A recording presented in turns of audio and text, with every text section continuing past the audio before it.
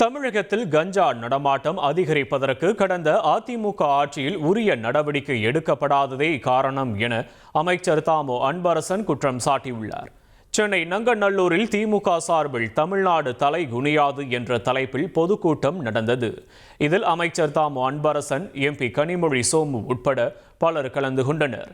கூட்டத்தில் பேசிய அமைச்சர் தாமோ அன்பரசன், வட மாநிலங்களிலிருந்து வரும் சிலர் கஞ்சா கொண்டு வருவதாகவும் அதை தடுக்க காவல்துறை தீவிர நடவடிக்கை எடுத்து வருவதாகவும் தெரிவித்துள்ளார்.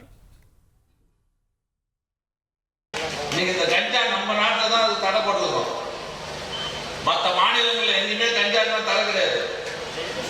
ஒரு நாளைக்கு சென்னைக்கு வர மட்டும் எவ்வளவு பேர் வராங்க தெரியுமா? வடநாட்டுல இருந்து ஒரு நாளைக்கு குறைஞ்சது 10,000 பேர் வந்து இறங்கலாம். வரவெல்லாம் 2 கிலோ 1 கிலோ எடுத்து வரான். நாம முடிஞ்ச அளவுக்கு போலீஸ் எடுத்து கட்டுக்கோப்பாடு எவ்வளவுக்கு அவளுக்கு அடக்கணுமோ அதுக்கு நாங்கள் வேண்டிய நடவடிக்கை எடுத்துக்கிறோம். இதெல்லாம் நீ போன 10 வருஷத்துல எடுத்துருந்தா இந்த பிரச்சனை வந்து ஒழுங்கா இருந்திருக்கும். 1,26,00,000 மனங்களை வென்ற தந்தி டிவி யூடியூப் சேனல். தவிர்க்க முடியாத தம்ப்நெயில்ஸ், கலக்கலான கான்டென்ட்ஸ். நீங்களும் இந்த குடும்பத்தில் இணைய இப்பவே சப்ஸ்கிரைப் பண்ணுங்க. அசுரபலம் கொண்ட எங்கள் டிஜிட்டல் கரங்களில் உங்கள் விளம்பரங்களை சேர்க்க வாட்ஸ்அப் பண்ணுங்க.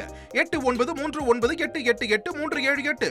Email advttv@dttv.in.